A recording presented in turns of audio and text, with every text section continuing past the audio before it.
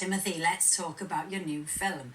Now then, the soundtrack is music from T-Rex frontman Mark Bolan. What can you tell us about the story? Well, the music is very much in it of Mark and T-Rex. He's very strongly a character in it, but not featured very much because the two main characters, he's a constant in their lives. It's about a brother and sister. It starts in the 70s, and they're in care, and they're being taken in the 70s down to a T-Rex concert in a bus with their home, a brother and a sister, and the rest of their home. And the sister's got a friend who's the vicar's daughter. The vicar goes down with them, and on the way down, the sister looks after the older brother. She's 10, he's 13, and he's constantly bullied. He's a bit of an unusual boy, but she's always looking out for him. He gets bullied, and she stops him being bullied. But on the way back, they go to the concert. It's lovely. There's a terrible accident, and then due to the fact that they make my character as a kid do something bad, which distracts the driver.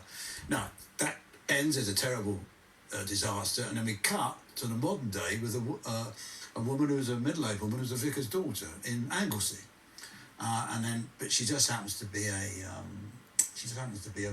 T-Rex fan, and her husband, with his blessing, allows her to go down with her friend to Barnes, where there's a shrine to Mark down there where he was tragically killed.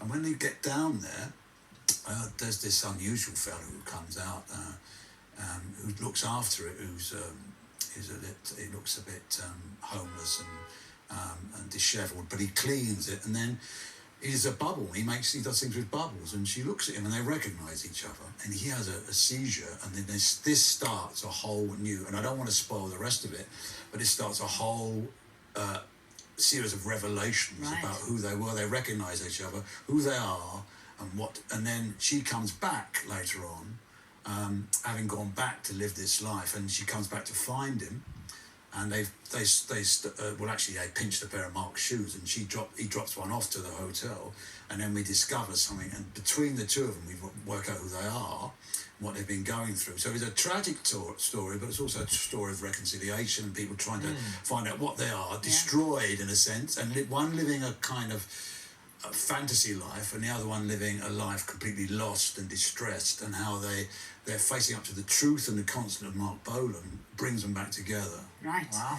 Well, I think we need to have a look. Yeah. See you in action. Here you are.